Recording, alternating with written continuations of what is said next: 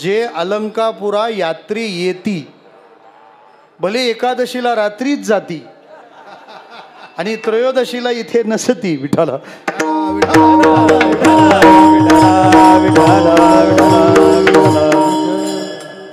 ज्ञानोबाराय उदार हृदयी आहेत, त्यामुळे एवढं खपून घेतलं यांना तेवढं खपून घ्यायला काही अडचण नाही. त्यामुळं ज्ञानोबाराय फक्त इथं आपण आलो एवढ्याचाच विचार करून समाधानी आहेत, आमच्यावर प्रसन्न आहे. अशा ज्ञानोबारायांचा हा संजीवन समाधी सोहळा संपन्न होत आहे. का यावं इथं दरवर्षी? कारण इथली समाधी संजीवन आहे आणि जी आपल्याला नवजीवन देते. वारीहून परतणारा माणूस थोडा निराळा होतो. पेरलेलं बी जसं प्रत्येक दिवसाला आपल्या अंकुरित होण्याच्या अवस्था विकसित झालेल्या प्रगट करतं, तसं प्रत्येक वारी आपल्याला काहीतरी नवनवीन देत राहते, नवनवीन देत राहते. असा जर कोणाचा अनुभव नसेल तर ते फसलेलं चाक समजावं. कारण चाक फिरते आणि गाडी पुढे जात नाही म्हणजे स्लिप झालंय. विठाला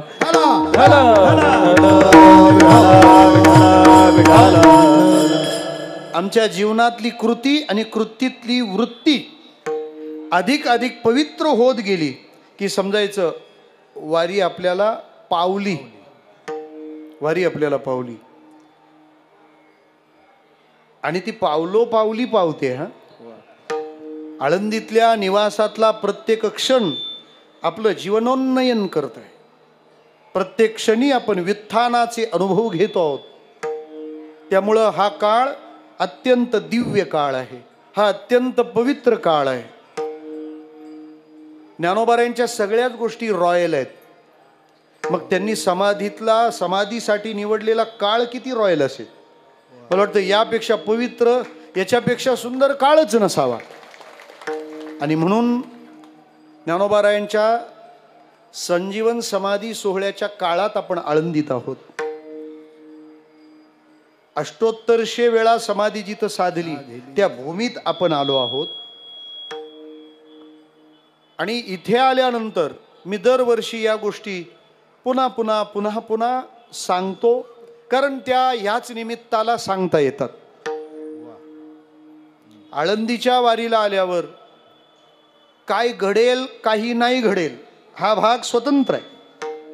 काही वेळेला मान्य असलेल्या चांगल्या गोष्टी ज्याला मान्य आहेत त्याच्या जीवनात घडताना दिसत नाहीत. पटलेल्या गोष्टी सुद्धा अनुसरताना दिसत नाहीत. पण काही गोष्टीचा अट्टास असला पाहिजे.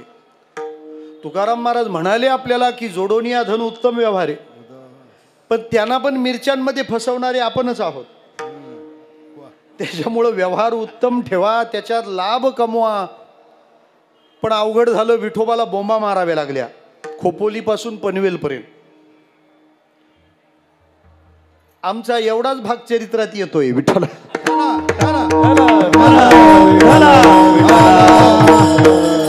पण पश्चातापाने आता आम्ही खूप छान आहोत. असो,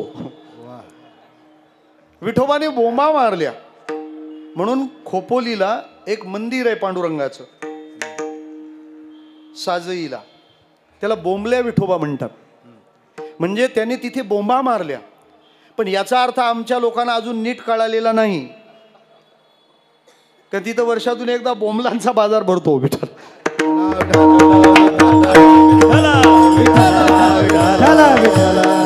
आता बोंबला बोंबल्या विठोबाचा असा पण अर्थ निघू शकतो.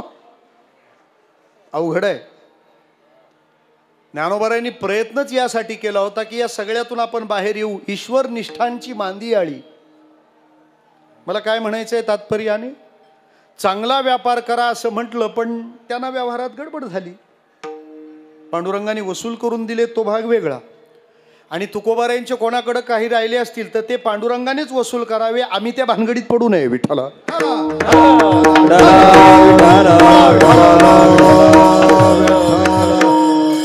कारण ती भानगड ठरेल. असो, मला काय म्हणायचं, आणि नाहीतरी वारीतली कीर्तन म्हणजे वर्षभराचं ऑडिटच राहतं ते. विठ्ठला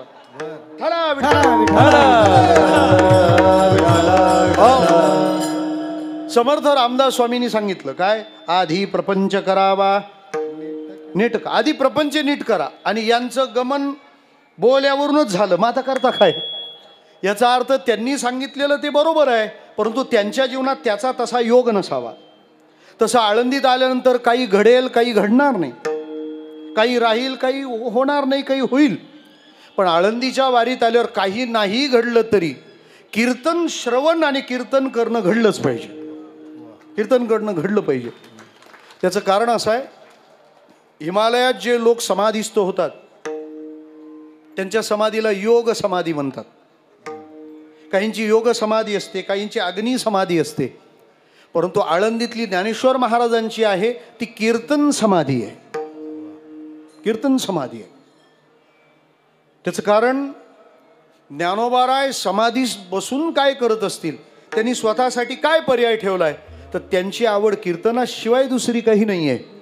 समाधी बैसला निर्वाण कथा कीर्तन करीतो, समाधी बैसला निर्वाण कथा कीर्तन करीतो, समाधी बैसला निर्वाण कथा कीर्तन करीतो, समाधी बैसला निर्वाण कथा कीर्तन करीतो. ज्ञान देवे घेतले दान, ज्ञान देवे घेतले दान, हृदय बैसला ध्यान, हृदय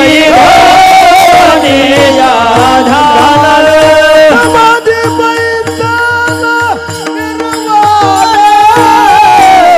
कथा कीर्तन करीतो, समाधी बैसला निर्वाण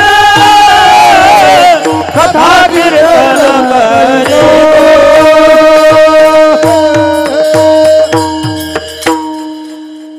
आळंदीची समाधी ही कीर्तन समाधी आहे आणि त्या कीर्तन समाधी सोहळ्याला जर आपण आलो तर आपण कीर्तनामध्ये रमलो पाहिजे.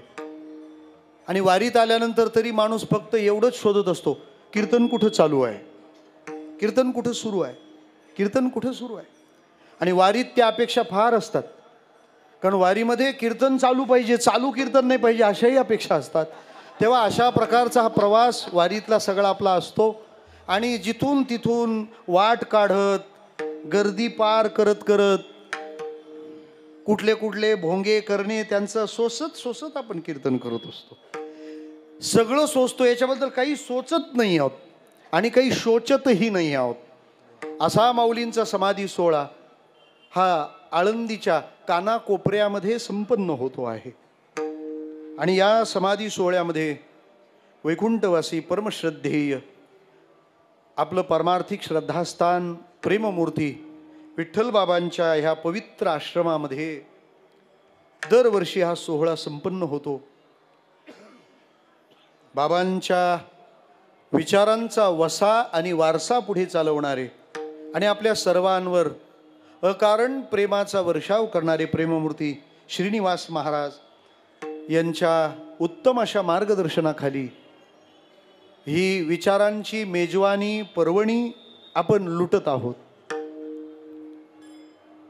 आळंदीभर हा उत्सव संपन्न होतो, परंतु इथला आनंद भावनेच्या जोडीला व्यवस्थापनाला घेऊन चालणारा असल्यामुळे इथं सगळ्या गोष्टी अत्यंत रम्य आहेत.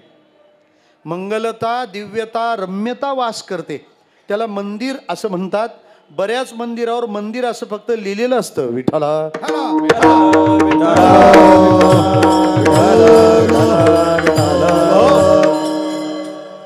आणि विठ्ठल बाबांच्या प्रांगणातला समाधी सोहळा विशेषच असणार.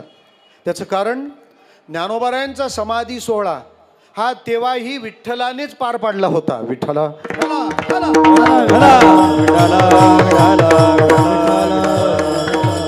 कार्तिक शुद्ध वारीचा सोहळा पंढरपूरला पार पडल्यानंतर सगळ्यांना संत मेळ्याला घेऊन विठोबा येऊन राहिले. कुठं?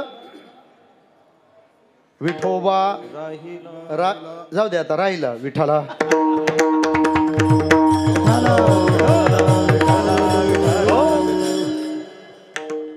आणि देवाचं जे अनेक काम आहेत त्यामध्ये भक्तांचा समाधी सोहळा ही सुद्धा देवाची जबाबदारी आहे, देवाचं ते कर्तव्य आहे. आपुल्या भक्ताचा संभ्रम सोहळा गोपाळा ब्रीद तुमचे, हे त्यांनी करायचं आहे, नाही तर त्याचं ब्रीद खंडित होईल. योग क्षेमम वहाम्यम, योग आणि क्षेम त्यांनीच करायचं. आणि स्वतः भगवान म्हणालेत त्याच्या सेवेनं ही माझी जबाबदारी आहे. जसं काही महिन्यापूर्वी आपण वाचत होतो ना, माझे कुटुंब माझी जबाबदारी, तसं त्याच आहे, माझे भक्त माझी जबाबदारी. ते ऋणवैपण देखोनी अंगी, आपुल्याची उत्तीर्णत्वा लागी, भक्ताची तनु त्यागी परिचर्या करी. हे सगळं त्यालाच करणं आहे. त्यामुळं श्री विठ्ठलाच्या द्वारा हा समाधी सोहळा संपन्न होतो. त्यातली ही दशमीची सायंकाळची कीर्तन सेवा सालबादप्रमाणे माझ्या वाट्याला येत आहे. अभंग श्री संत एकनाथ महाराजांचा आहे. या अभंगात नाथ महाराज ज्ञानेश्वर महाराजांना नमस्कार करतात आणि नमस्कार काका केलेला आहे त्याची तितकी कारण सांगतात. विठ्ठला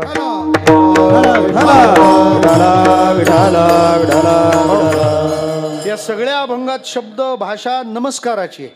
तया नमस्कार वारंवार एका जनार्दनी पाय वंदितसे, सगळीकडे नमस्कार आहे. आणि तो नमस्कार मी त्यांना का करत आहे, या दोन उत्तर पदाच्या विचाराला जर बाजूला सारलं तर सगळा अभंग हा नमस्काराची कारणं सांगणार आहे. तया नमस्कार वारंवार का, कारण माझा ज्ञानेश्वर कृपाळू आहे, उदार आहे, म्हणून नमस्कार आहे. का नमस्कार आहे, कारण याती कुळाचा विचार न पाहे म्हणून नमस्कार आहे. का नमस्कार आहे, भक्तांकरता ज्ञानाबाई करुणाकर आहे म्हणून नमस्कार आहे. का नमस्कार आहे, भलतिया भावे शरण जाता, भलतिया भावे भेटी जाता, जन्मव्याधी तुटी पाडीत असे म्हणून नमस्कार आहे. माझी ज्ञानाबाई अनाथाची माय आहे म्हणून नमस्कार आहे. विठ्ठला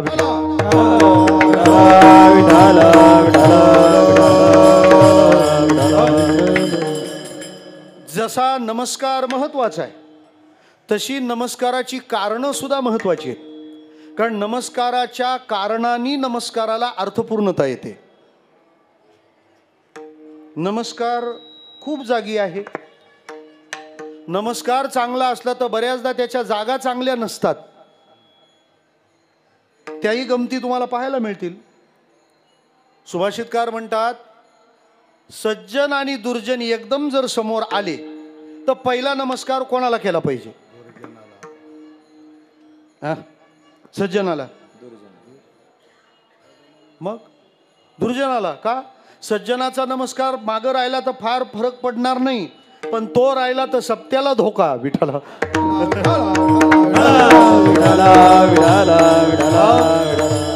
कारण ज्याला उपयुक्तता मूल्य सिद्ध करता येत नाही तो सगळा परिचय उपद्रव मूल्यात देत असतो.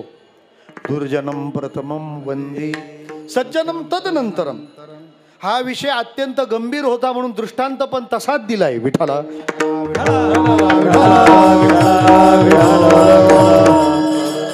याचा अर्थ हा दृष्टांत ज्यांना माहीत आहे त्यांना आपोआप समजण्यासारखा आहे आणि समजून सात्विकता टिकण्यासाठी तो त्यांनाच समजावा असा आहे. म्हणून तो न सांगितलं पाहिजे असं मला समजतं. विठ्ठला म्हणजे नमस्कार कुठेही असतो. अहो माणूस आला एखादा, वा वा फार छान, यांच्यामुळे असं झालं तसं झालं, आणि ती पाठ फिरल्यानंतर बाजूचा माणूस येऊन विचारतो का हो हा तर माणूस असा आहे, तो समोर तसं काही बोलता येत नाही, जो असेल त्याला प्रणाम करावा, अशी नमस्काराची स्थिती आहे.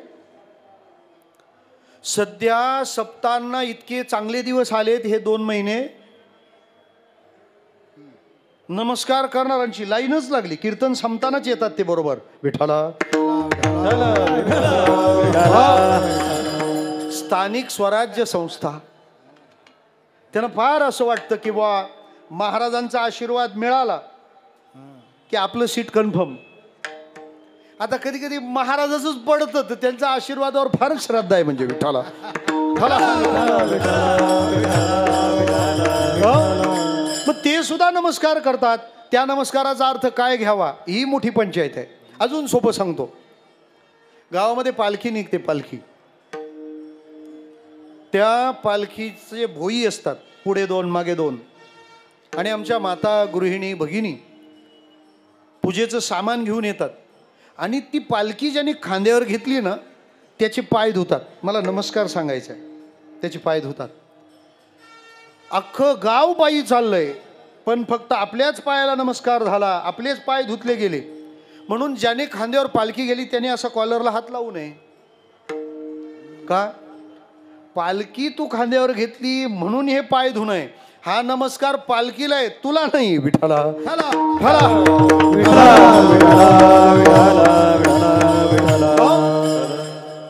अजून सांगतो.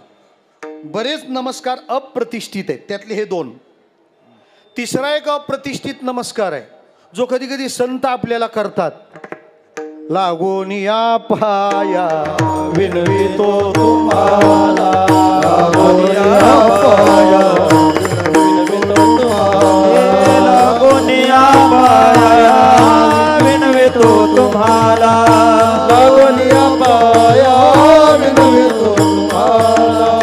करंडाळी बोला मुखी नाम, मुखी नाम, करंडाळी बोला मुखी नाम, मुखी नाम, करंडाळी बोला मुखी नाम, मुखी नाम. गोनिया पाया विनवितो, गोनिया पाया विनवितो तुम्हाला, गोनिया पाया विनवितो तुम्हाला, गोनिया पाया विनवितो तुम्हाला. करे टाळी बोला मुखी नाम, करे टाळी बोला मुखी नाम, टाळी बोला मुखी नाम, करे टाळी बोला मुखी नाम. हे त्यांनी आपल्याला नमस्कार केलेत. लागून या पाया जना विनवीत, मुखी बोला दत्त वारंवार. म्हणजे त्यांनी हा आपल्याला केलेला नमस्कार आहे, पण हा तसा अप्रतिष्ठित आहे. म्हणजे कसं? एखादी माता आपल्या लेकराला म्हणते तुझ्या मी पाया पडते पण दारू सोड. म्हणजे काय तो नमस्काराला योग्य असं नाही. हे नमस्कारातले अप्रतिष्ठित प्रकार आहेत. पण काही नमस्काराच्या वंद्य जागा आहेत. आधी सांगितल्या त्या वंद्य जागा आहेत. विठाला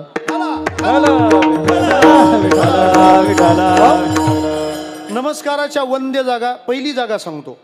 नमस्कार कुठं करायला पाहिजे? जिथं गेल्यावर कुणी नमस्कार करा असं म्हणायची गरज नाही. माणूस आपोआपच नमस्कार करतो. ती पहिली प्रथम जागा आहे.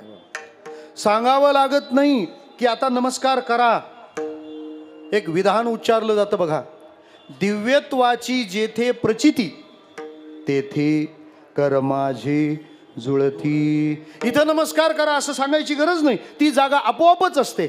आणि तिथं जे मिळतं, जसं जेवावं लागतं पण ढेकर आपोआपच येतो, तशी काही दृश्य, काही व्यक्तिमत्व, माणसं त्याला सलाम करतात, त्याला प्रणाम करतात की बस असं आम्ही कुठं पाहिलंच नाही. सांगतो तुम्हाला. रामकृष्ण परमहंसांची आणि पंडित ईश्वरचंद्र विद्यासागरांची भेट झाली बंगालात. मी सांगतोय सगळे बंगाली बाबा होते पण जुने. विठ्ठला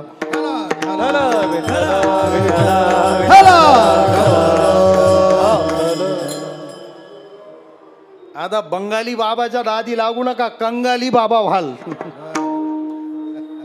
ठेविले अनंते तैसेची राहावे, चित्ती असो द्यावे समाधान. मला म्हणायचं तात्पर्य काय आहे?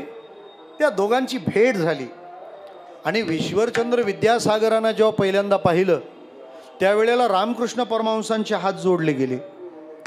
रामकृष्ण परमहंस म्हणाले, आजपर्यंत विद्येच्या नद्या पाहिल्या, विद्येची तळी पाहिली, विद्येची सरोवर पाहिली, पण विद्येचा सागर आजच पाहिला. विठ्ठला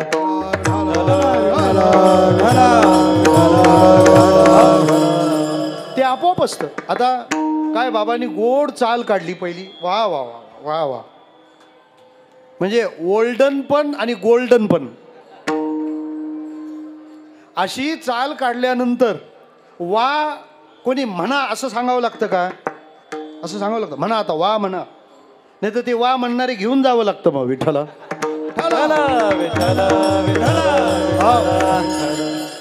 आणि ते नेलेले काम करतच नाही वेळेवर, मग त्यांना सांगावं लागतं आता टाळ्या वाजवा विठ्ठला.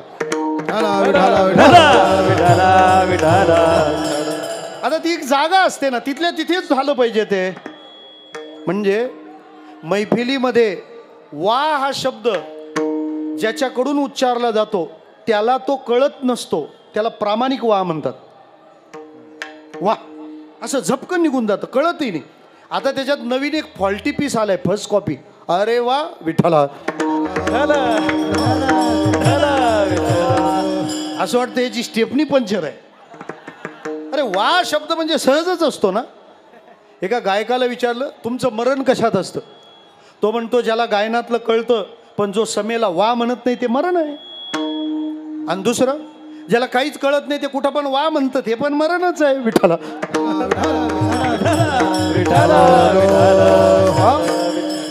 दृष्टांत सुद्धा कसा सांगितला जातो हल्ली यापेक्षा कोणी सांगितलं यावर हसायचं का नाही ठरतं विठ्ठला. नैसर्गिक जिथं प्रणाम घडतो तो प्रामाणिक असलेला नमस्कार आहे, ज्याला अत्यंत मान्यता आहे, स्वाभाविकता आहे नमस्कारात. दुसरं, काही नमस्कार ही आपली कर्तव्य आहेत. ज्ञान पाहिजे ना, मग सद्गुरूंना नमस्कार हे तुमचं कर्तव्य आहे. तद्विधी प्रणिपातेन परिप्रश्नेन सेवया उपदेक्षन्ति ते ज्ञानम ज्ञानिनस्तत्वदर्शिनाः.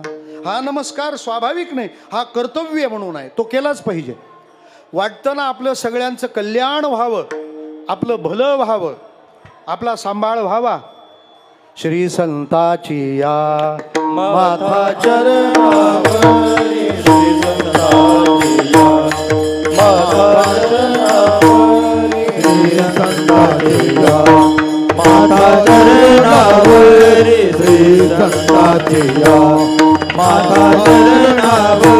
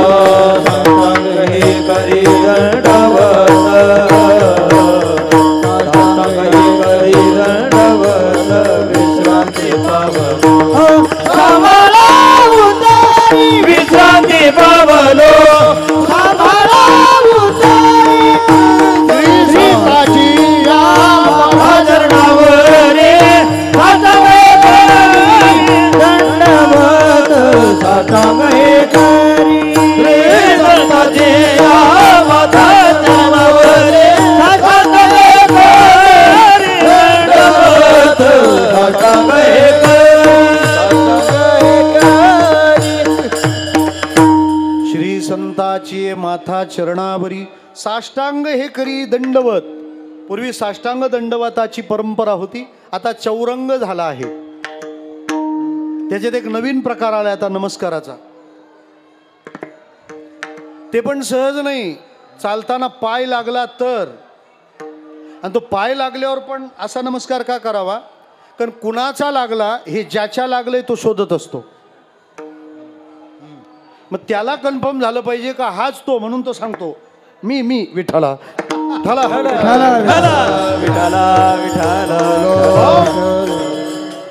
हे नमस्काराचे बहुतेक काही दिवसांनी कीर्तन करायला लोक हातच मिळवणार आहेत. या विठ्ठला. याच्यात पण चूक त्यांच्याकडूनच असेल तर बरं आहे. श्रोते हो, नमस्काराच्या काही जागा आहेत, नमस्काराची काही स्थान आहेत की तिथला तो नमस्कार प्रतिष्ठित आहे. एक जो स्वाभाविक होतो तो, दुसरा जो कर्तव्य आहे तो केलाच पाहिजे ना. गौतम बुद्धांना त्यांच्या एका शिष्याने विचारलं, तुम्ही सगळ्यात समानता मानता ना? कारण समता हे बुद्धांचं महत्वाचं तत्व आहे, समत्व, समसमानपणा.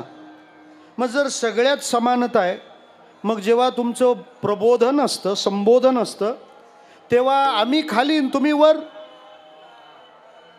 बुद्ध म्हणाले सगळे समानच आहेत, पण संबोधन श्रवणाला तुम्ही आलात ना, तुम्ही खालीच बसलं पाहिजे. का? तहानलेल्या माणसाला जर झऱ्याचं पाणी प्यायचं आहे तर त्यांनी झऱ्याच्या वर नाही उभं राहायचं. विठ्ठला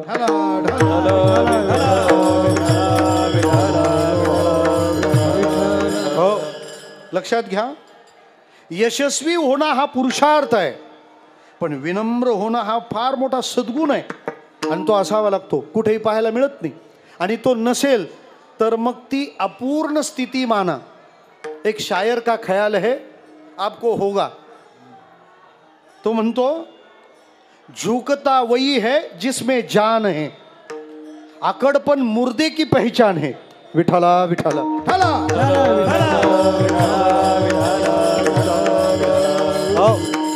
स्वाभाविकता म्हणून केलेला नमस्कार, कर्तव्य म्हणून केलेला नमस्कार. आणि महाराज, काही लोकांमध्ये स्वतःच एक सद्भाव असतो, एक सद्गुण असतो की तो त्यांना नित्य प्रणामातच ठेवतो. ज्याला ज्ञानेश्वरीने एक भक्ती म्हटलंय, 9व्या अध्यायात तिचा विस्तार आहे, तिला गुरुवी भक्ती म्हणतात. मग ते निघताना नमस्कार करत करतच निघतात. का फळलिया तुरुची शाखा, सहजे भूमीसी उतरे देखा, तैसे जीव मात्रा शेका खालावती जे. प्रणाम करत राहणं बस, त्यापेक्षा आणखी काही नाही, त्यापेक्षा दुसरं काही त्यांना दिसतच नाही. फक्त नमस्कार, फक्त नमस्कार. नमस्काराच्या काही अप्रतिष्ठित आणि काही प्रतिष्ठित जागा तुमच्या पुढ्यात ठेवल्यात. आम्हाला नाथ महाराजांना विचारायचं आहे, नाथ महाराज, तुम्ही ज्ञानोबारायांना जो नमस्कार केलाय, एकदा नाही अनेकदा केलाय, त्या नमस्काराची कारणमीमांसा आम्हाला कळेल का? त्या नमस्काराची कारणं महाराजांनी सांगायला घेतली पहिल्या चरणापासून.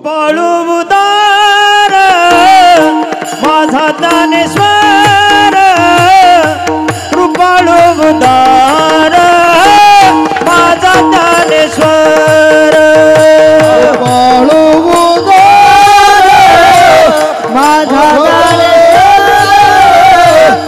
कृपाळू उदार,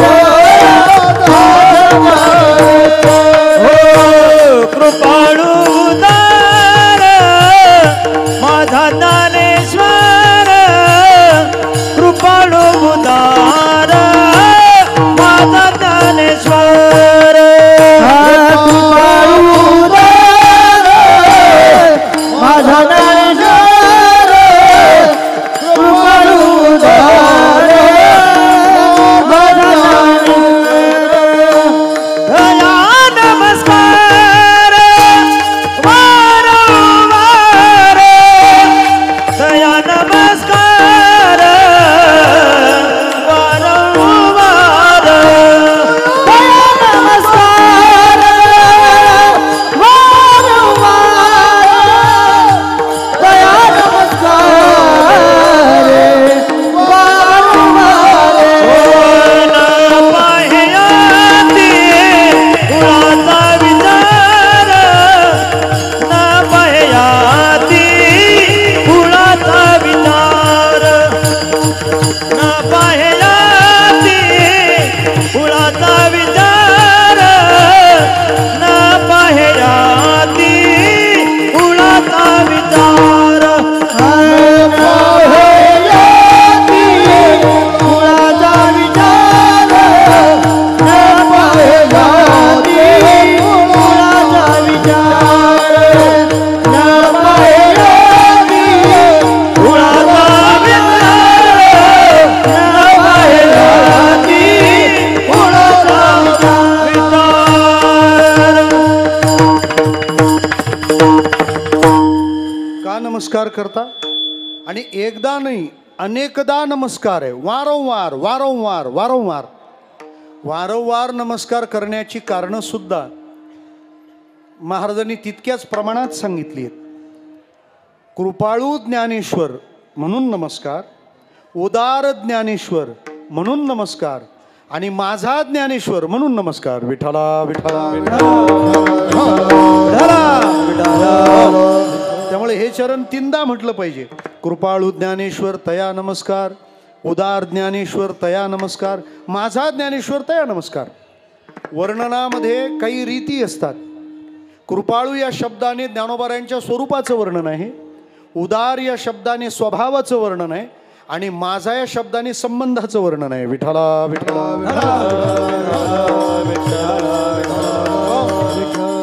ज्ञानोबारायांचं स्वरूप काय? कृपाळू असणं हेच त्यांचं स्वरूप आहे. कृपा आणि संत हे एकमेकावर अवलंबून असलेले आहेत. श्रीमद भागवतामध्ये उद्धवाने कृष्णाला विचारलं होतं की देवा, साधू ओळखावा कसा? साधू कसा दिसतो, कसा असतो, कोणत्या गुणांनी तो विशेष आहे, कोणते गुण त्याला इतरांपासून वेगळे काढतात ते सांगा ना. त्यावेळेला भगवंताने साधूंच्या गुणांची अशी यादी दिली आहे, मालिका दिली आहे. कोण साधू आहे ज्याचे सबस्क्रायबर खूप झालेत? विठ्ठला.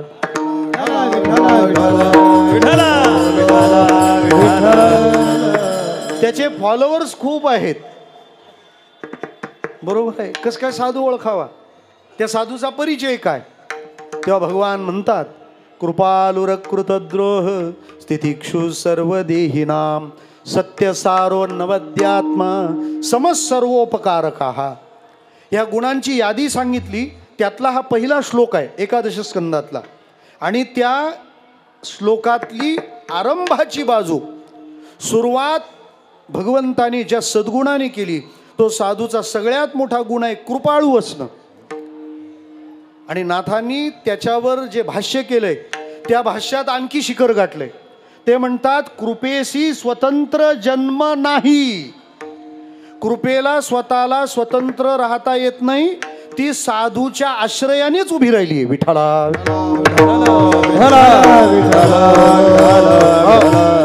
जरा सोपं बोलू आता.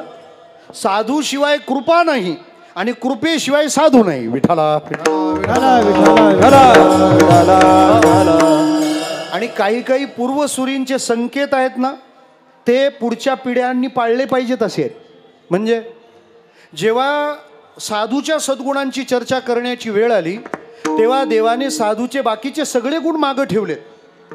म्हणजे कारण गुणांमध्ये दोन प्रकार आहेत. एक त्यांचे वैयक्तिक जीवनातले सद्गुण आणि दुसरे सामाजिक सद्गुण. ते खरं बोलतात, त्यांच्या वैयक्तिक गोष्टी आहेत. ते पवित्रता पाळतात, ही त्यांची वैयक्तिक गोष्ट आहे. पण ते सर्वांवर प्रेम करतात, ही त्यांची सामाजिक गोष्ट आहे. म्हणजे साधूच्या गुणांचं वर्णन करताना पण वैयक्तिक गुण देवाने मागं ठेवलेत आणि सामाजिक गुण फ्रंटला आणलेत. विठ्ठला.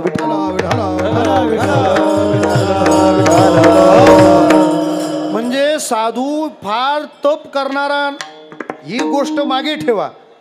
तो स्वतः किती तप करतो याच्यापेक्षा तो किती लोकांकडून जप करतो हे पुढे ठेवलंय त्यांनी. साधू माणूस घाण्या नसतो. विठ्ठला. देवाने आग्रहाने हे मत मांडलंय. गीतेचा 12वा अध्याय पहा. आपण 12वा अध्याय माहितीये ना, 13व्याच्या आधी असतो. एवढं सांगून पण ते म्हणतील 10व्याच्या नंतरच असतो. विठ्ठल.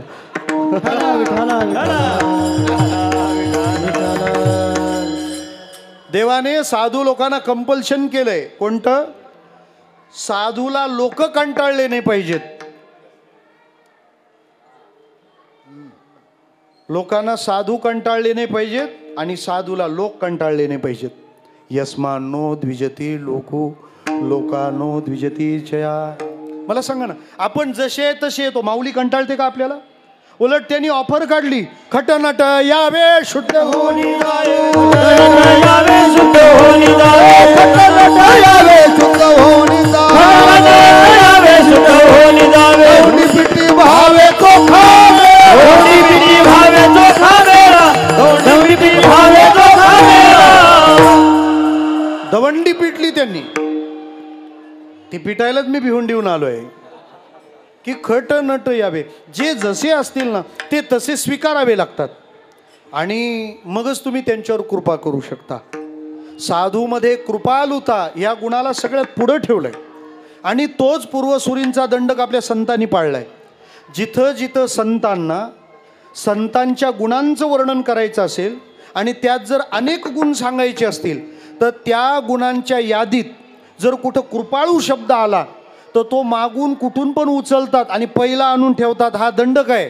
कृपाळू सज्जन कृपाळू सज्जन तुम्ही कृपाळू सज्जन तुम्ही कृपाळू सज्जन तुम्ही एवढे कृपादान तुमचे कृपादान तुमचे एवढे कृपादान तुमचे कृपाळू सज्जन तुम्ही संत जन कृपाळू टाळ टाळ कृपाळू सज्जन तुम्ही संत जन एवढे कृपादान तुमचे माझ एवढे कृपादान तुमचे माझ कृपाळू सज्जन तुम्ही संत एवढे कृपादान तुमचे माझ एवढे कृपादान तुमचे माझ.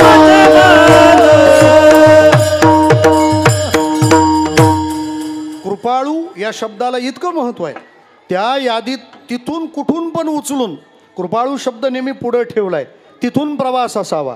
कृपाळू.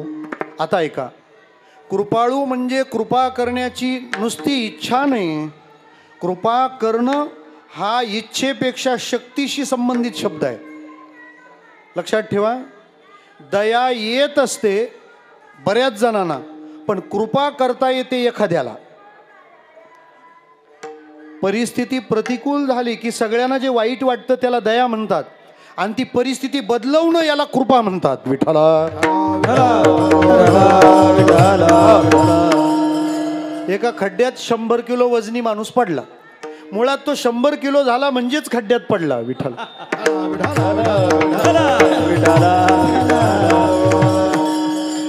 सेंचुरी त्याचं कामच काढते. खरं तर आपलं शरीरशास्त्र असं म्हणतं की आपण उभे राहिल्यावर खाली पाहिलं तर आपल्याला पायाचा अंगठा दिसला पाहिजे. मला आधी व्यवस्थित दिसायचा. या वाढणाऱ्या तारखांचा परिणाम आहे. पण तरी मला बरं वाटतं, कारण काही ना बटणं सुद्धा दिसत नाहीत. विठाला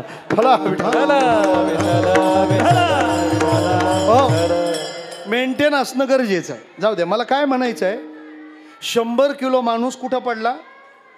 खड्ड्यात पडला. आणि तो बोंबलू लागला, मला बाहेर काढा, मला बाहेर काढा. लोक यायची, बघायची, अरे खड्ड्यात पडलाय, खड्ड्यात पडलाय. दया येत होती पण कोणी डेअरिंग करत नव्हता. का? कारण ते पडलंय ते 100 किलो आहे, आपण 80 किलो आहे. आता जर त्याला बाहेर काढायला आपण गेलो तर आपण खड्ड्यात पडणार. त्यापेक्षा तहसीलदाराचा राजीनामा घेतलेला बरा. विठ्ठला.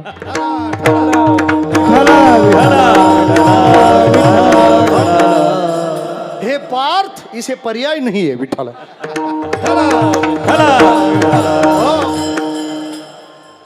100 किलो आहे, खड्ड्यात पडलंय, काढणार कोण बाहेर? सगळ्यांना दया आली. एक मात्र तिथं आला ना, तो होताच 120. तो काय मॅटर आहे? मग ते खड्ड्यात पडले. म्हणजे खड्ड्यात पडले तर मग तुम्ही काय बघता? तर काय बघतो म्हणजे त्याची सीट निवडून आणताना आपलं डिपॉझिट जप्त व्हायचं. आपण पडलो तर आपल्याला काढायला कोण येईल? त्याला बाहेर काढणारा ताकदीने त्याच्यापेक्षा मोठा पाहिजे. ते म्हणाले हा सगळे बाजूला. त्याला हात दिला ना, असा हिसका मारला, त्याला खड्ड्यातून बाहेर. तो खड्ड्यात पडलाय, त्याला कोणीतरी बाहेर काढावं ही सगळ्यांना येत होती दया. आणि 120 किलोवाल्याने हाताने धरून बाहेर काढलं. ही केली ती कृपा. जगात दया सगळ्यांना आली, कृपा फक्त ज्ञानोबाराय करू शकले. विठ्ठला.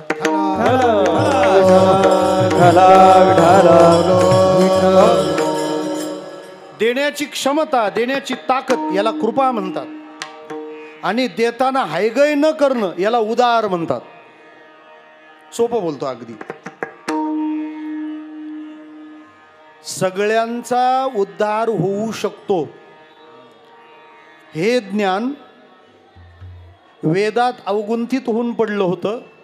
वेद सगळ्यांना अभ्यासता येत नव्हते, म्हणून वेदांनी गीतेचा नवा अवतार घेतला. बरोबर आहे. वेदू वेढला गीतापणी. वेदच गीता रूपाने प्रगट झाला. बरं मग आता वेद सगळ्यांना अभ्यासता येत नव्हते म्हणून गीता आली. आता गीता सगळ्यांना वाचता येईना कारण ती संस्कृतात आहे. संस्कृत भाषा जगासी कळेना. सोपं आहे का संस्कृत? ते काय असं आहे, अनुस्वारम देतम संस्कृतम होतम. श्लोक बनवायला लोकांना किती वेळ लागतो? भुंगम कुरितम काष्टम भुस्कटम पडतम भुई. विठाला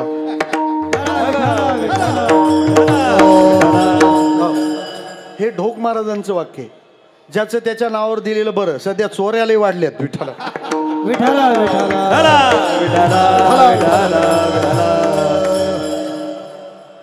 संस्कृत कठीण आहे. बरं ते म्हणता आलं तर अर्थाची किती गडबड आहे, काय त्यातला अर्थ काढणार. म्हणून त्या गीता माऊलीला संस्कृताची गाठी उघडोनी ज्ञानदृष्टी केली से मराठी गीता देवी. आता ऐका, 700 श्लोकांवर भाष्य केलं ज्ञानोबारायांनी. ते झालं 9033 ओव्या. 700 श्लोक हातात घ्यायचे आणि 9033 ओव्या करायच्या. ही नुसती शक्ती नाही, हे औदार्य सुद्धा आहे. इतका मोकळा खर्च. वेदव्यासांना फक्त 4 श्लोक मिळाले होते.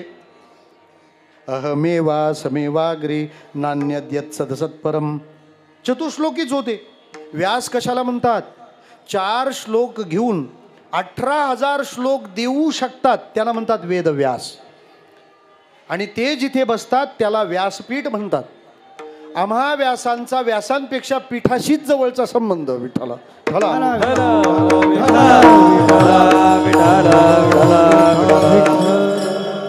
घेतल्या 700 श्लोक आणि ओव्या किती बनवल्या? 9033. हेही नाही, अजून आहे का? एक एक सिद्धांत सांगायचा होता ना, त्या सिद्धांताचा अर्थ सांगतात ज्ञानोबाराय. म्हणजे ज्ञानोबाराय कृपाळू आहेत, तो त्या अर्थ करू शकतात, त्यांनी तो केला. पण एकेका सिद्धांताकरता नेहमी अनेक दृष्टांतांच्या योजना ज्ञानोबाराय उदार आहेत. का? मोठ्याच्या घरी कमी काही नसतं आणि तो खर्चालाही मागे येत नाही. समर्थाचे घरी सकळ संपदा नाही तुटी कदा कासयाची. बरं किती औदार्य असावं. प्रसंग एखादा असतो, त्याला दृष्टांत देताना सुद्धा किती कौशल्याने तो द्यावा. मी आपल्या सहज लक्षात आणून देतो. ज्ञानेश्वर महाराजांनी स्वर्गात काय आहे ते स्वर्गात सांगितलंय. ज्ञानेश्वर महाराज म्हणतात, जेथा अमरत्व हे सिंहासन ऐरावता सारिके वाहन राजधानी भुवन अमरावती. ज्ञानोबारायांकडे दुसरं काही वाजत नव्हतं, त्यामुळे स्वर व्यवस्थित ध्यानात येत होता. विठाला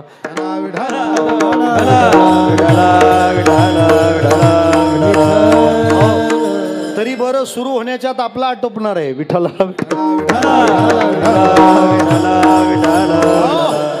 आता ऐका, एका सिद्धांतासाठी इतके दृष्टांत खर्च करण्याला मापच नाही. सांगतो तुम्हाला, त्या स्वर्गाचं वर्णन करताना जेव्हा पुण्य संपतं त्यावेळेला त्या पुण्य करणाऱ्यांचं काय होतं हे सांगायचं होतं माऊलीला. ज्ञानोबाराय म्हणतात, मग तया पुण्याची पाऊटी सरी सवेची इंद्रपणाची उटी उतरी येऊ लागती माघारे मृत्यूलोका. आमच्याकडे मुंबईला एक रामपूरकर म्हणून कीर्तनकार होते. त्यांना अशी सवय होती, ज्ञानेश्वरीतली ओवी घ्यायची आणि विद्यमान परिस्थितीवर त्याला पॅरलल ओवी बनवायची. अद्भुत कौशल्य होतं त्यांचं. त्यांनी या ओवीला निवडणुकीत घातली होती. मग तया सत्तेची पाऊटी सरे सवेची मंत्रीपदाची उटी उतरे मग येऊ लागती माघारे मतदारसंघा. विठाला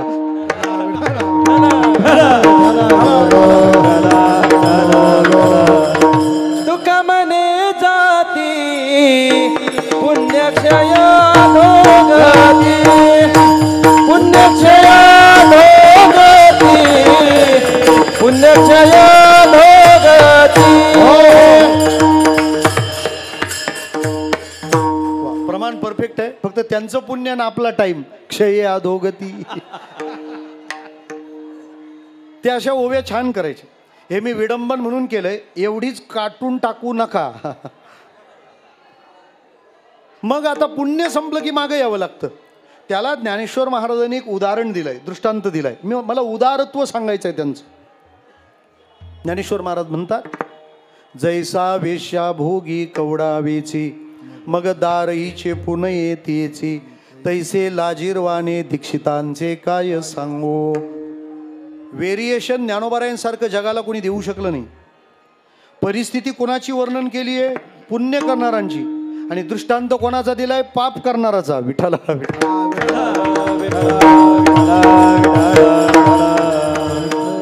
म्हणजे वर्णन चाललंय स्वर्गात जाणारांचं आणि दृष्टांत दिलाय नरकात जाणारांचा. अजून काय सांगू आपल्याला? भजन करणार आहे, भजन करणारा.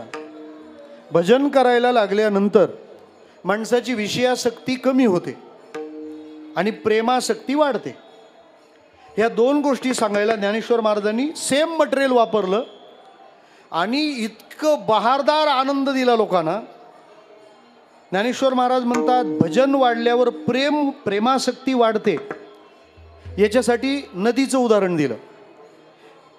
भजन वाढल्यानंतर विषयाची आसक्ती कमी होते हे सांगण्याकरता पण नदीचंच उदाहरण दिलं. फक्त ऋतू बदलवला. म्हणजे भजन वाढलं की भक्ती वाढते, प्रेम वाढतं. नदी धरली आणि ऋतू पावसाळा दिला. जैसी वर्षा काळी सरिता, चढो लागी पंडुसुता, तैसी नीच नवी भजता श्रद्धा दिसी.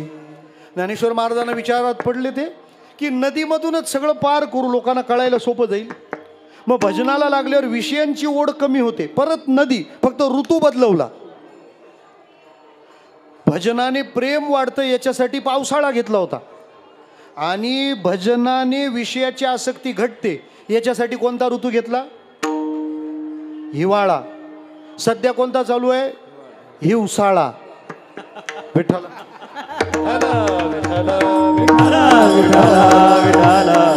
हा, हिवाळ्यात पाऊस पडतो त्याला हिवसाळा म्हणतात. उन्हाळ्यात पाऊस पडतो त्याला ऊनसाळा म्हणतात. आणि पावसाळ्यात ऊन पडतं त्याला पानसाळा म्हणतात. विठ्ठला.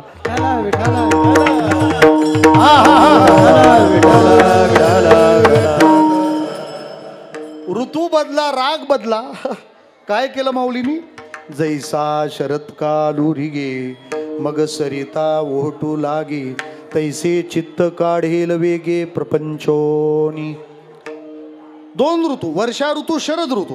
ज्ञानेश्वर महाराज म्हणतात, वर्षा ऋतू आला का कोणत्याही नदीला पूर येतं आणि शरद ऋतू आला का कोणती नदी आटते. भल्या भल्या नदी आटल्या शरद ऋतू आल्यावर. विठ्ठला.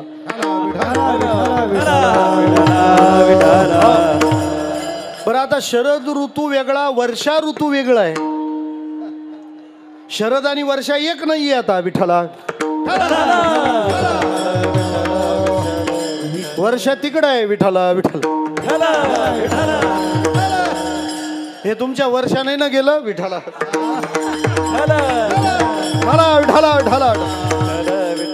जाऊ द्या, उगाच वारीत एवढे त्रास होऊन तुम्ही आलेले असता आणि त्यात आमचा ताप तुमच्या डोक्याला. ज्ञानेश्वर महाराज म्हणतात, शरद ऋतू आला का नदी आटते, तसं भजनाला लागलं की विषयाची ओढ कमी होते. पावसाळा आला की नद्या भरभरून वाहतात, तसं भजनाला लागलं की देवाचं प्रेम वाढतं. ह्याला औदार्य म्हणतात. असा विषय नाही की ज्ञानोबारायांचा दृष्टांत तिथून फिरून आला नाही. तुम्हाला अजून गंमत सांगतो. श्रीमंतांच्या बाथरूम मध्ये जर तुम्ही गेलात ना तर तिथलं एक वैशिष्ट्य असतं. हे कीर्तनकारांना फार माहिती, कारण रोज 3 बाथरूम वेगवेगळे पाय धुवायला.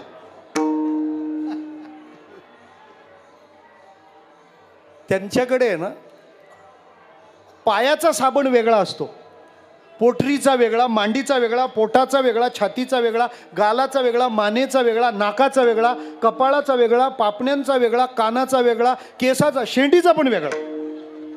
कोणाकडं? श्रीमंतांच्या बाथरूममध्ये. आणि गरिबाच्या बाथरूममध्ये पोरांपासून ढोरांपर्यंत लाले लाल. बरोबर ना शब्दात? Life boy. काही बॉयचं लाईफ त्याच्यात गेलंय. विठ्ठला.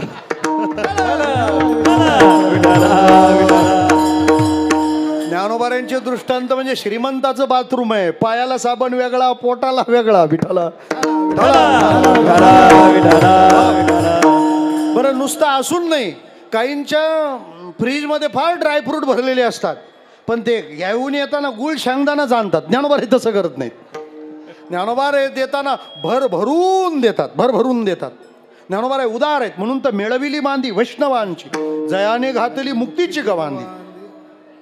उदार माझा ही आत्मीय भावना आहे, आमची जवळीक आहे, असं ज्ञानोबा म्हणतात.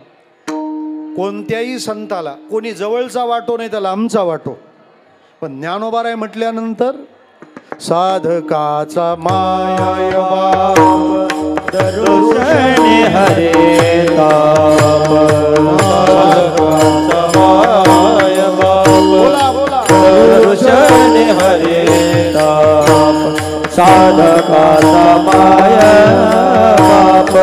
दर्शने हरे ताप, साधकाचा माय बाप. दर्शने हरे सर्वाभूती सुख रूप ज्ञानोबा माझा. सर्वाभूती सुख रूप ज्ञानोबा माझा. सर्वाभूती सुख रूप ज्ञानोबा माझा.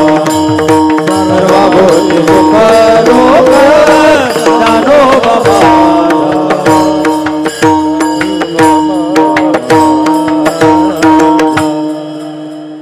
प्रमाण आणि चाल यांचं लग्न लागलेलं आहे.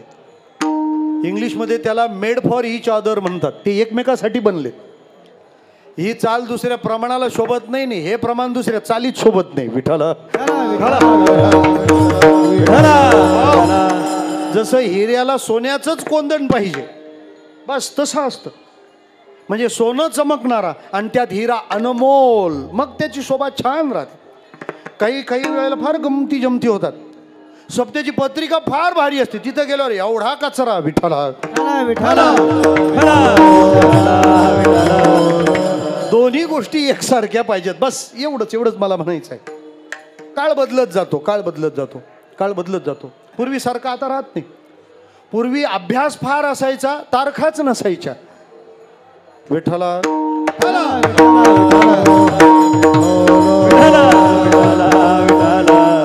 असो, मला काय म्हणायचंय आपण ध्यानात घ्या. ज्ञानोबा माझे आहेत ना, ही गोष्ट सगळ्यात मोठी आहे. माझे आहेत, ते माझे आहेत. आपले म्हणण्यात दुरावा असतो, माझं म्हणण्यात ताबाच असतो. तिथं माझा मदीयता, मी त्यांचा आहे, ही भावना थोडी लांबची ठरते हो. पण ज्ञानोबा माझे आहेत हा हक्क जिथं जागा होतो. नाथ महाराज म्हणतात, या 3 कारणांनी मी वारंवार नमस्कार करतो. आणखी बोलू.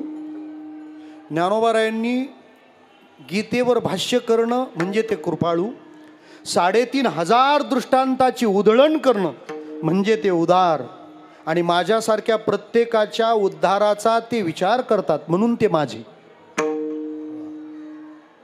किंबहुना सर्व सुखी, सगळे सुखी झाले पाहिजेत, या सगळ्याचा उल्लेख आहे.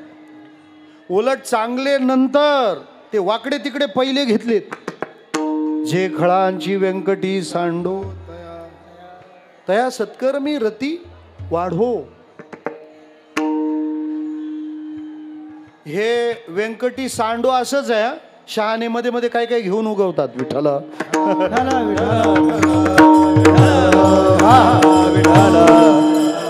वारकऱ्यांना शिकवणाऱ्यांची हल्ली फारच संख्या वाढली.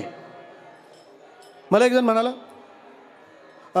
अमक्या ठिकाणी या म्हणे. काय विषय काय? तो कीर्तनकारांचे मार्गदर्शन. म्हटलं हा त्यांना गरज आहे. विठाला अरे मार्गदर्शन करण्यात ज्यांची हयात चालली आहे, कीर्तनकार झोपला तर स्वप्न पण त्याला अभंगाचं पडतं, त्याला कुठं मार्गदर्शन करताय तुम्ही? मागं तर एकाने एक कार्यक्रम ठेवला होता, कीर्तनकारांचे एकत्रीकरण. का भांडतायत का ते? विठाला माझी कीर्तनकारांना विनंती आहे, वेगवेगळ्या बॅनर खाली आपण अडाणी आहोत असे डिक्लेरेशनची मोहीम चालली, जरा सावध. विठाला हो. मला म्हणायचं काय आहे की ज्ञानोबाराय ही उधळण करतात, सगळ्यांच्या भल्याचा विचार करतात. ते कृपाळू आहेत, उदार आहेत, माझे आहेत. सप्रमाण सांगतो. ज्ञानेश्वर महाराज पैठणला जेव्हा शुद्धीपत्र आणायला गेले, पैठणला शुद्धीपत्र आणायला गेले, कारण इथं माता पित्यांनी देहांत प्रायश्चित्त घेऊन सुद्धा ती समाज मान्यता मिळाली नव्हती. समाज ही मोठी एक भानगडच आहे बरं का. म्हणजे एका वाक्यात सांगू का, ज्याला काही समजत नाही, जो समजून घेत नाही, त्याला समाज असे म्हणतात. ही समाजाची सामाजिक व्याख्या आहे. विठ्ठला विठ्ठला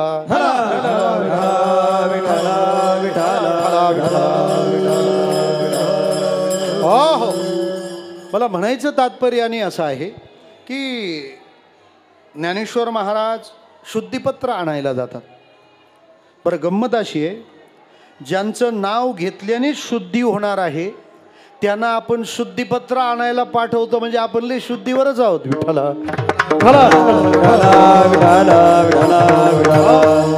मला असं वाटतं ज्ञानोबाराय अशुद्ध आहेत असं वाटणं ही अशुद्धी आहे, पण पाठवलं आम्ही. बरं, ते पण नाही म्हणालेच नाही. निवृत्तीनाथ महाराजांचा विरोध होता, पण ज्ञानोबाराय म्हणतात समाजातल्या व्याख्या सांभाळल्या पाहिजेत. प्रत्यवाय आहे अशास्त्री चालता, पावन अवस्था जरी झाली गेले. तिथं गेल्यानंतर हेटाळणीच झाली. अरे वा, नाव काय तुमचं? म्हणे ज्ञान्या. अरे वा, नाव ज्ञान्या. तुम्हाला माहिती आहे का समोरून जो पखालवाला रेडा येतोय ना, याचं पण नाव ज्ञान्याच आहे. ज्ञानोबाराय म्हणतात हो, त्याचंही नाव ज्ञान्या आहे, म्हणजे तो मी सारखा आहे. खरं तर ज्ञानोबारायांनी ह्या वाक्यानी रेड्याला आपल्यात आणलं होतं. यांनी ज्ञानोबारायांना तिकडं नेण्याचा प्रयत्न केला होता. विठ्ठला विठ्ठला.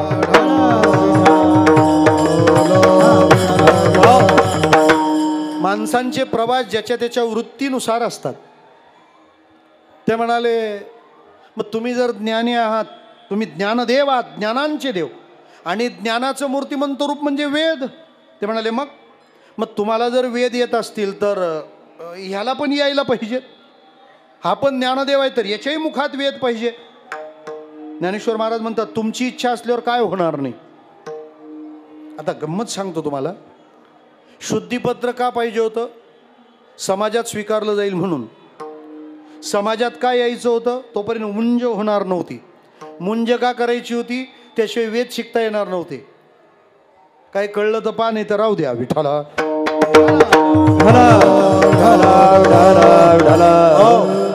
वेद शिकण्याकरता मुंज झाली पाहिजे. मुंज होण्याकरता समाजाने घेतलं पाहिजे. समाजाने स्वीकारण्यासाठी शुद्धीपत्र आलं पाहिजे. आणि त्यांना सांगता रेड्याच्या मुखातून वेद बोलवा. काय कमाल आहे ना. याच्यापेक्षा कॉम्प्लेक्स काय असेल. विठ्ठला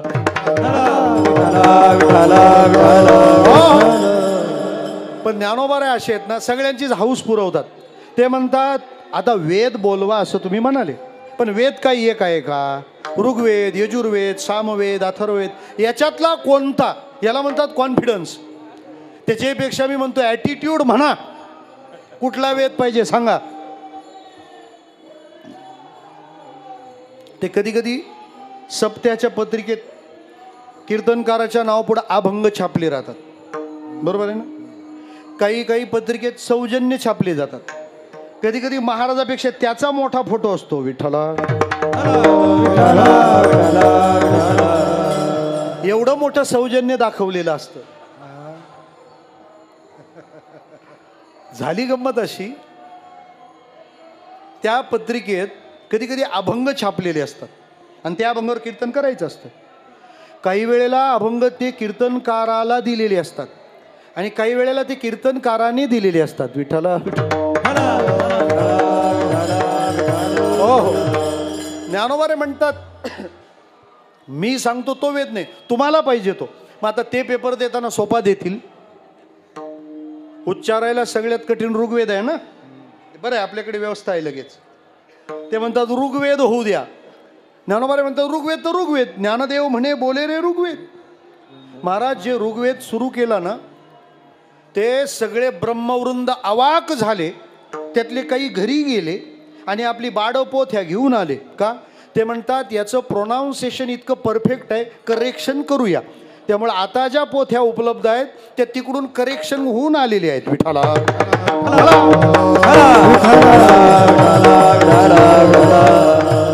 सोपं बोलू, ज्ञानोबाऱ्यांनी केलेला क्लायमॅक्स काय आहे? जगात सगळ्यात ज्ञानी आहे वेद, म्हणून म्हणतात ते गप्प आहे, तो ज्ञानी आहे म्हणून. शहाणपणे वेद मुका, तो गप्प बसलाय. सगळ्यात ज्ञानी तोच आहे. आणि मूर्खपणाची परिसीमा म्हणून जेव्हा कोणाला कोणता प्राणी दिसतो त्याचं नाव काय? रेडा. ज्ञानेश्वर महाराजांनी धृतराष्ट्राचा मूर्खपणा सांगायला रेडाच वापरलाय. अहो ऐकीज तू असे की अवधारा, तव या बोला निवान तुची म्हातारा, जैसा म्हैसा नुठिकापुरा तैसा उगाच. ज्ञानोबारायांनी ती ज्ञानेश्वरी सांगताना त्या धृतराष्ट्राला रेड्याची उपमा दिली. आणि धृतराष्ट्राचे अवगुण पाहता पाहता ज्ञानोबारायांना रेड्याबद्दल दया आली. क्या रे एवढ्या अवगुणी माणसाकरता आपण रेडा वापरला, या रेड्याचे उपकार फेडले पाहिजेत. हा उपमेला उपयोगी आला म्हणून मग विठ्ठला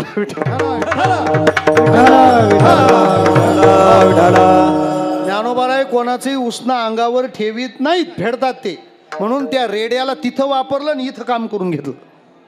तो रेडा वेद बोलला. ऐका, होता कृपा तुमची पशु बोले वेद. म्हणजे रेडा वेद बोलतो, ही ज्ञानोबारायांची कृपालुता आहे. आता ऐका, त्या रेड्याची म्हणजे रेडा वेद बोलला पैठणला, त्या रेड्याची समाधी बांधली आळ्याला. रेडा म्हणजे जडमतीचं प्रतीक आहे ना, जो जडबुद्धीचा आहे तो तिथपर्यंत जाईलच कस काय?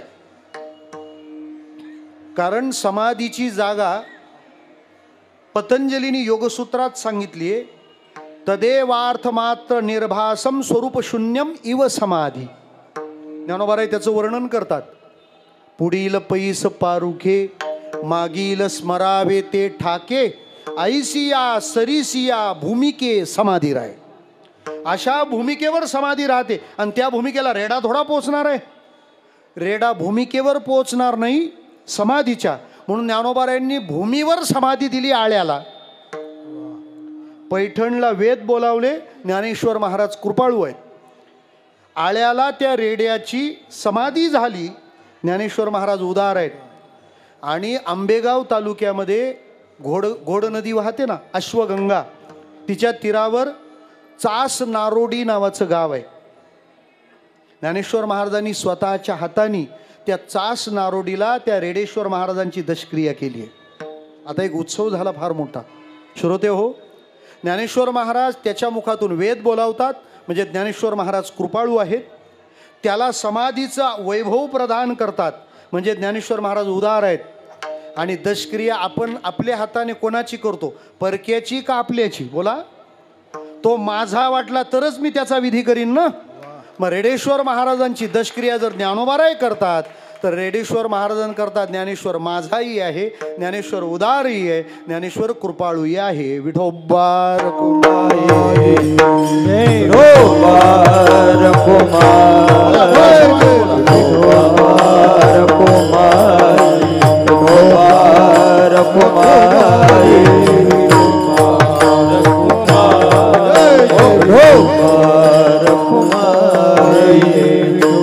कृपा करतात, उदार होतात.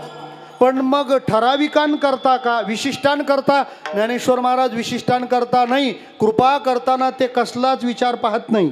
न पाहे याती कुळाचा विचार, कुळाचा विचार. न पाहे याती कुळाचा विचार, कुळाचा विचार. हो न पाहे याती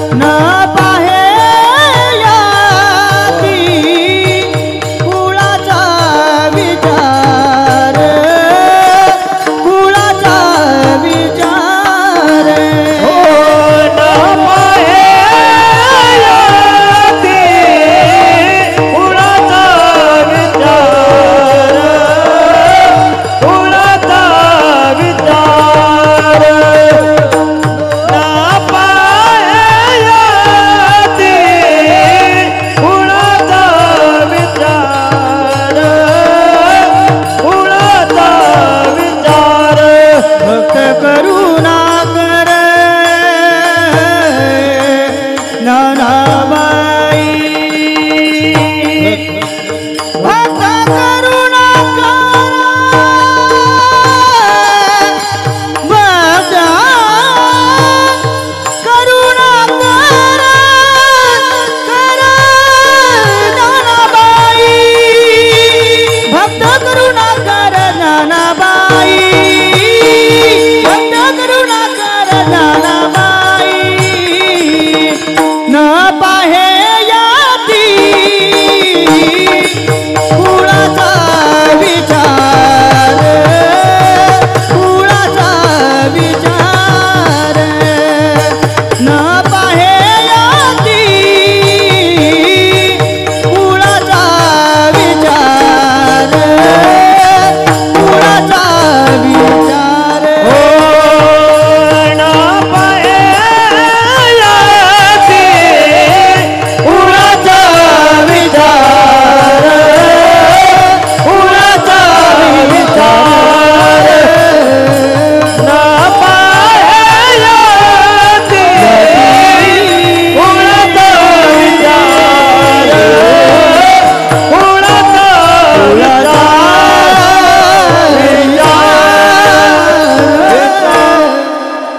न पाहे याती कुळाचा विचार भक्त करुणा करत ज्ञानाबाई. ते कृपाळू आहेत, उदार आहेत, माझे आहेत, पण देताना ते सर्वांना प्रसाद देतात. ते विचार याती कुळाचा करत नाही. एक लक्षात घ्या, ज्ञानोबारायांबद्दल आपण जर विचार करत असू तर ज्ञानोबाराय काय विचार करतात हा विचार आपल्याला करताच आला पाहिजे. सगळं देणारे ज्ञानोबाराय फक्त सद्भावाची अपेक्षा करतात असा मागचा पूर्वसुरींचा दावा आहे. परिपाहे बीज शुद्ध परिपाहे बीज शुद्धांगी परिपाहे बीज शुद्धांगी ते काय नोहे महाराज करील ते काय नोहे महाराज करील ते काय नोहे महाराज करील ते काय नोहे महाराज परिपाहे बीज सुधांगी परिपाहे बीज सुधांगी परिपाहे बीज सुधांगी न पाहे याती कुळाचा विचार. जातीचा कुळाचा विचार ज्ञानोबाराय बघत नाहीत. ज्ञानोबाराय बघत नाहीत म्हणून आपण पण बघायचा नाही. हा महाराष्ट्राला कधी कधी लहर येते विठाला विठाला विठाला.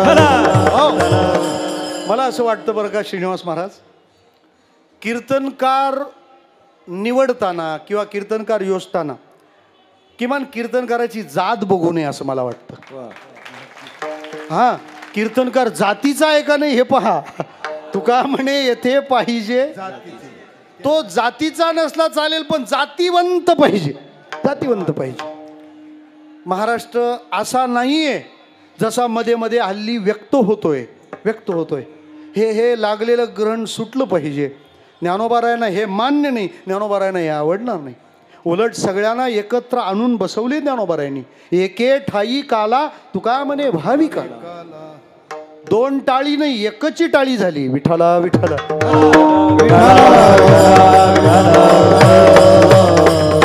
ज्ञानोबाराय जातीचा विचार करत नाही ज्ञानोबाराय. आणि खरंच सांगू का, जातीचाच विचार करायचा असेल तर ओरिजिनल करा. म्हणजे जात गेले का या बाहेर जे आहे ज्याच्या आत ती त्याची जात आणि मग ती कधीच नाही जात. विठाला तुकाराम महाराज काय जातीचा दाखला घेऊन हिंडत होते का? माझी हे जातीचे मज भेटो कोणी. माझ्या जातीचा कोण त्याचं वर्णन आहे. आवडे जहारी अंतरापासून ऐसी आसमाने अर्थ माझे ऐसे आसमाने आवडे जहारी अंतरापासून ऐसी आसमाने अर्थ माझे ऐसे आसमाने. माझी जातीचे कोण? ज्या हरी अंतरापासून आवडे तो माझ्या जातीचा. ते माझे सोयरे सकळ सांगा सज्जन सांगाती पाय आठवीती विठोबाचे. ज्ञानोबाराय बहिर आणि जातीयतेच्या विरोधात दंड थोपटणारे ज्ञानोबारायच आहेत ना पहिले. येथ जाती कुळ अप्रमाण. किती लिहिलंय ज्ञानोबारायांनी, कोणाकोणाला उभं केलंय, लोकांनी मान्य केले नसते म्हणून जुने दाखले काढले. काही रोग घालवायला जुनी औषधं आणावी लागतात. विठ्ठला ज्ञानोबारायांनी किती जुनं औषध आणलं माहितीये? माझे नृसिंहत्व लेणे जयाचे महिमे. तो प्रल्हादुका, अरे राक्षस कुळातला आहे तो, त्याच्या कुठं जातीचा विचार आहे? ज्ञानेश्वर महाराज म्हणतात जात कुळ या गोष्टी बाहेर थांबतात. आपण भजन करणारे झालो की यात सगळं आलं. बाकी ज्ञानेश्वर महाराज म्हणतात भजन करणाराच मान्य होतो, तिथं जात वर्ण या गोष्टी वर्णच राहतात. विठ्ठला विठ्ठला. ज्ञानेश्वर महाराज म्हणतात पूर्वी राजाज्ञा चांबड्यावर उमटवली जायची ना, एकदा राजाज्ञा उमटवली की तिला आता चांबडं कोण म्हणेल? तसा भजन करणार आहे त्याची जात म्हणून कोण हिणविल त्याला? वैष्णवाची याती वाणी जो आपण महाराज रागावलेत. आणि बाकीची उदाहरणं ठेवली आहेत की नुसत्या कुळाचा विचार नाही, भजन करणाऱ्याच्या कुळाला महती प्राप्त होते. कारण भक्त चांगल्या देशात आणि मोठ्या कुळात जन्माला येत नाही, भक्त ज्या देशात आणि कुळात जन्माला येतो ते मोठं होतं. पवित्र ते कुळ, पावन तो देश, जेथे हरीचे दास जन्म घेते. मैराळ जनक कोण कुळ त्याचे, जनक कोण कुळ मैराळ तयाचे काय सांगो, महिमान तयाचे काय सांगो. थोडंसं इंडिव्हिज्युअल सांगो. न पाहे याती कुळाचा विचार. ज्ञानेश्वर महाराजांनी चोखोबारायांची याती पाहिली नाही आणि कान्होपात्रेचं कुळ पाहिलं नाही, याला म्हणतात न पाहे याती कुळाचा विचार. या दोघांमुळे राऊळातलं कीर्तन वाळवंटात गेलंय. कारण नामदेव महाराज कीर्तन करत होते, ज्ञानेश्वर महाराज चाल म्हणत होते. ही आपल्या संप्रदायाची वाट चाल आहे आणि अशी चाल राहिली नाही तर वाट लागेल. विठ्ठला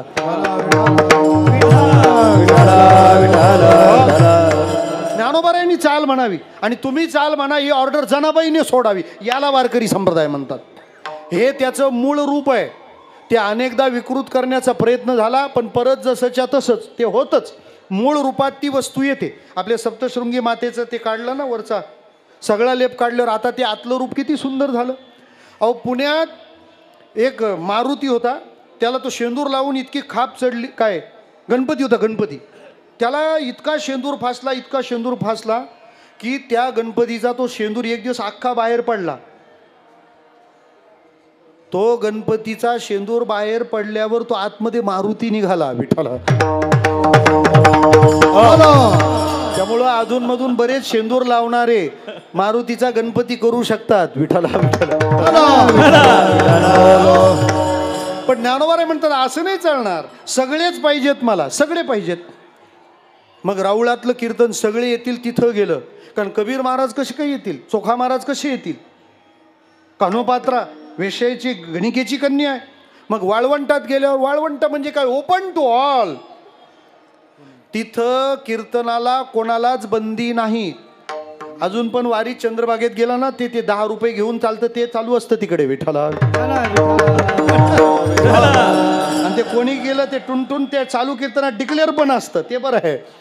मला काय म्हणायचं आहे, वाळवंटात कीर्तनाला गर्दी जमली पण ज्ञानेश्वर महाराजांच्या आतमध्ये राग मात्र तसाच राहिला. हे संत आपल्याला सांगतात झालं गेलं विसरून जा, पण ते पक्क डोक्यात ठेवतात. का ह्या मंदिरात नामदेवरायांच्या कीर्तनाला चोखोबाराय आणि कान्होपात्रा हे दोघं बसू शकले नाही. माऊलीने असा दणका दिला, बरोबर हे दोघेच मंदिरात नेऊन बसवले. याला ज्ञानोबाराय म्हणतात. जेव्हा दर्शनाला जाता तेव्हा पहिली पायरी चोखोबारायांची आहे, मग नामदेवरायांची, आणि आतमध्ये गेल्यानंतर तरटीचं झाड समाधी कान्होपात्रेची आहे. याला ज्ञानोबाराय म्हणतात. नाद नाही करायचा. विठाला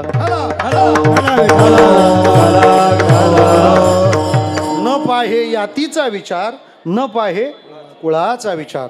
भक्त करुणा करत ज्ञानाबाई, करुणेचा सागर आहे ज्ञानोबाराय, म्हणून त्यांच्या संबंधाने नेहमी रचना तशाच आहेत. ओम नमो ज्ञानेश्वरा, करुणा करा दयाळा, करुणा करा दयाळा, करुणा करा दयाळा. ओम नमो ज्ञानेश्वरा, करुणा करा दयाळा, करुणा करा दयाळा, करुणा करा दयाळा. भक्त करुणा कर ज्ञानाबाई. भक्तावरती ज्ञानाबाई करुणा करते. एकच उदाहरण सांगतो ना, आवडतं घेतो. आवडतं असलं तरी विठ्ठला आपण अमेरिकेकडे सुपर कॉम्प्युटर मागितला होता आणि त्यांनी सांगितलं तुम्हाला कशाला पाहिजे सुपर कॉम्प्युटर, तुम्ही बावल्यांमध्ये खेळणारे. स्वतःचा अपमान सहन करणं याला शांती म्हणतात आणि राष्ट्राचा अपमान ऐकून घेणे याला शंडपणा म्हणतात.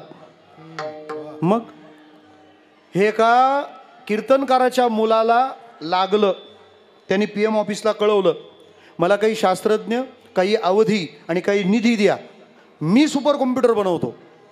एका कीर्तनकाराच्या मुलाने चॅलेंज ॲक्सेप्टेड.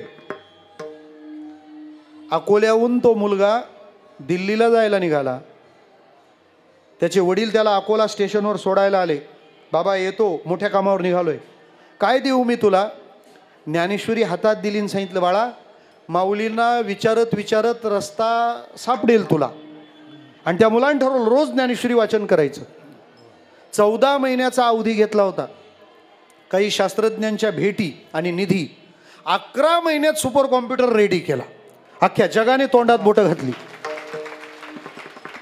पंतप्रधानांनी त्यांचा सत्कार करण्यासाठी एक मोठा हार आणला होता. तो हार त्या विद्यार्थ्याने स्वतःच्या गळ्यात घालून घेतला नाही. तो पकडला आणि सांगितलं या हाराचा मानकरी जो आहे तो त्यालाच घातला पाहिजे. म्हणे कोणाला घालाल? म्हणे माझ्या रूमवर ज्ञानेश्वरी आहे, मी ज्ञानेश्वरीला हा हार घालणार आहे. का? सुपर कॉम्प्युटर बनवण्याची प्रेरणा मला ज्ञानेश्वरीतल्या एका ओवीनं दिली आहे. पै अभ्यासाचे नि बळे एकागती अंतराळे व्याघ्र सर्प प्रांजळे केली एके. कितवा अध्याय? 12वा. परत तोच 13व्याच्या आधी असतो. हे ज्ञानोबारायांचं आहे. मला म्हणायचं काय, त्या शास्त्रज्ञाचं नाव डॉक्टर विजय पांडुरंग भटकर, ज्यांनी सुपर कॉम्प्युटर बनवला. म्हणजे श्रद्धेने तुम्ही जर प्राप्त भजन कराल तर त्या भक्ताकरता ज्ञानाबाई करुणाकर होते, सुपर कॉम्प्युटर बनतो. भलतिया भावी शरण जाता भेटी. काही जण म्हणतील भक्तांकरताच करुणाकर आहे, आमच्या अंतकरणात माऊली करता भक्तिभाव नाही. ते म्हणतात भक्तिभाव असो नसो, भलता भाव असला तरी काम होईल. आमचे मित्र भगीरथ महाराज काळे यांनी एकदा एक भाव सांगितला संस्थेतल्या कीर्तनात. आळंदीमध्ये सगळेच साधक राहतात असं नाही. काही व्यवसायाच्या निमित्ताने चाकण MIDC आहे, पिंपरी चिंचवड आहे, शिरूर आहे, शिक्रापूर MIDC आहे, तिथून जॉब करणं पण होईल आणि आळंदीत राहणं पण होईल. म्हणून बरेच परिवार राहायला परवडणारं आणि जवळ असणारं या भावनेनं येऊन राहिली आणि माऊलीचे सेवेकरी कधी बनले त्यांना सुद्धा कळलं नाही. ते आळंदीत राहायला परमार्थासाठी आले नव्हते, ते उपजीविकेसाठी एक ठिकाण म्हणून आले. पण ज्ञानोबारायांनी त्यांच्यावरही कृपा केली. भलतिया भावे शरण जाता भेटी. काय करते माऊली? पाडी तसे तुटी जन्मव्याधी. मागे लागलेली जन्ममरणाची व्याधी आपल्यापासून तोडून टाकते. का? माऊली कृपा करते तेव्हा जन्ममरणाला, जन्माला कारण पाप, कर्म आणि वासना सगळं नष्ट करते. असे ज्ञानोबाराय तुम्हाला, मला, भजन करणाराला, श्रद्धा ठेवणाराला नाही, सर्वांकरता ज्ञानोबाराय आहेत. आणखी बोलू, ज्ञानोबाराय मोठे आहेत पण फक्त मोठ्यांचेच आहेत असं नाही. मग कोणाचे आहेत? ज्ञानाबाई माझे अनाथाचे माय. ज्ञानाबाई माझे अनाथाचे माय. ज्ञानाबाई माझे अनाथाचे माय. ज्ञानाबाई माझे अनाथाचे माय. ज्ञानाबाई माझे अनाथाचे माय. ज्ञानाबाई माझे अनाथाचे माय. ज्ञानाबाई माझे अनाथाचे माय. ज्ञानाबाई माझे अनाथाचे माय. एका जनार्दनी पाय वंदिताचे. एका जनार्दनी पाय वंदिताचे. पाह्याते कुळाचा विचार. न पाह्याते कुळाचा विचार एका जनार्दनी माय वंदितसे एका जनार्दनी वंदितसे न पाहियाते कुळाचा विचार न पाहियाते कुळाचा विचार भक्त करुणाकर ज्ञानाबाई भक्त करुणाकर ज्ञानाबाई ज्ञानाबाई ज्ञानाबाई भक्त करुणाकर ज्ञानाबाई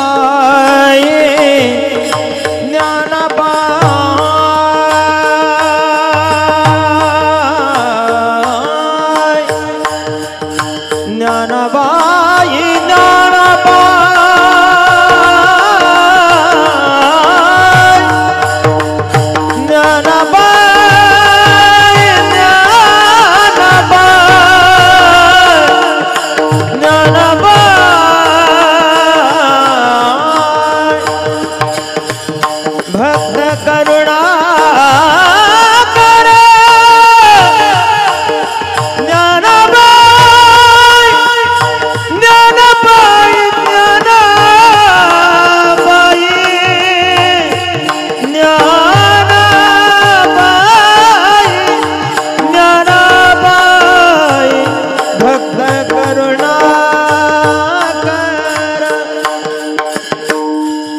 भक्त करुणाकर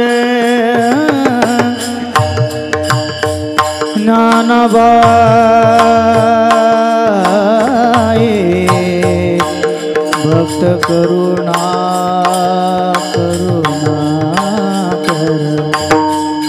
भक्त करुणाकर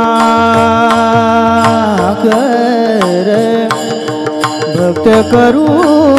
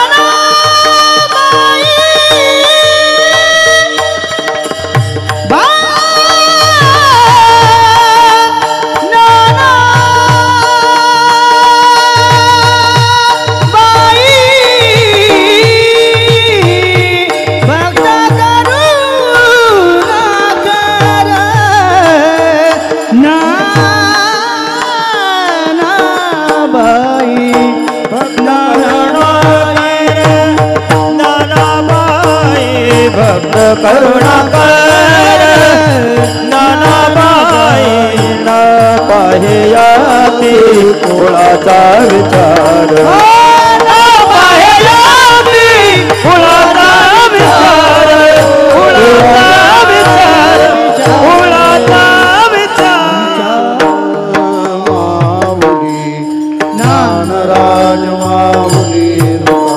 सर्वांनी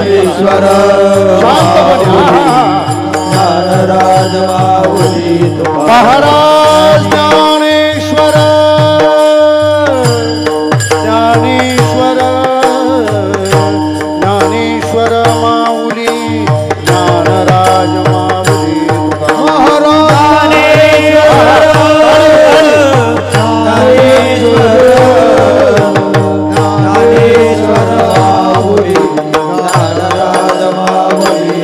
महाराज ज्ञानेश्वर ज्ञानेश्वर ज्ञानेश्वर माऊली ज्ञानराज माऊली महाराज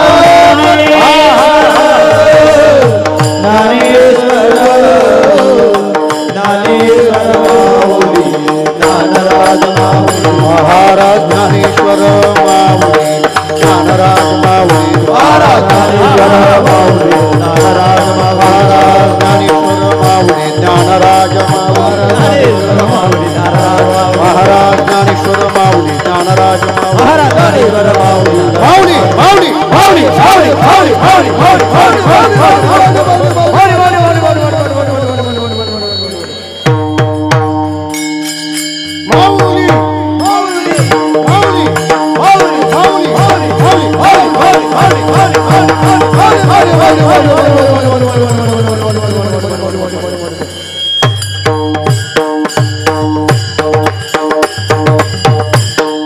ज्ञानाबाई माझी अनाथाची माय एका जनार्दनी पाय वंदितसे न पाहे याती कुळाचा विचार भक्त करुणाकर ज्ञानाबाई ते जर काही पाहत नसतील तर आता आपण पण काहीच बघू नका ज्ञानोबारायांना नमस्कार करा तया नमस्कार वारंवार समाधी सोहळा संपन्न होताना हा सोहळाच असा एका बसलेल्याला समाधीच लागेल आणि अखंडित व्यवस्था म्हणजे चालू असलेला कीर्तनकार जाण्याच्या आधी पुढचे कीर्तनकार हजर होतात धार अखंडित ओग चालेला नित्य म्हणजे असेल माझा हरित देईल खाटल्यावरी अशा व्यवस्था आमच्या काही कमीच नाही श्रीनिवासाला आहे तिथे ते ऐश्वर्य आणि वैभव भक्तीचं इथं अनुभवता येतं आणि साधना सेवा या सगळ्या गोष्टी मिळणं मला वाटतं हीच खरी गुरुकृपा आहे आणि महाराजांची ती पूर्ण गुरुकृपा त्यांच्यावर आपल्याला बरसताना दिसते गोंदवलेकर महाराजांचं एक वाक्य आहे आपल्या गुरुचं नाव सांगू नये आपल्यावरून लोकांनी ओळखलं पाहिजे की हा ह्याच गुरुचा असेल विठ्ठल बाबांची अशी पूर्ण कृपा श्रीनिवास महाराजांनी संपादन केली आणि त्यामुळं ही पिंपळाखालची आळंदी आपल्याला आनंद देत आहे आणि आपणही सर्वजण हा अनुभव घेत आहोत तेव्हा ह्या सोहळ्यात अधिकाधिक कीर्तन श्रवण अधिकाधिक नामस्मरण अधिकाधिक भजन आपण करावं एकच सांगणं कुणाचा द्वेष करू नका कुणाचा मत्सर करू नका कुणाशी स्पर्धा करू नका माझ्याशी कोण कसं कसं वागलं यापेक्षा प्रत्येकाशी मला कसं चांगलं वागता येईल हा विचार जरूर करा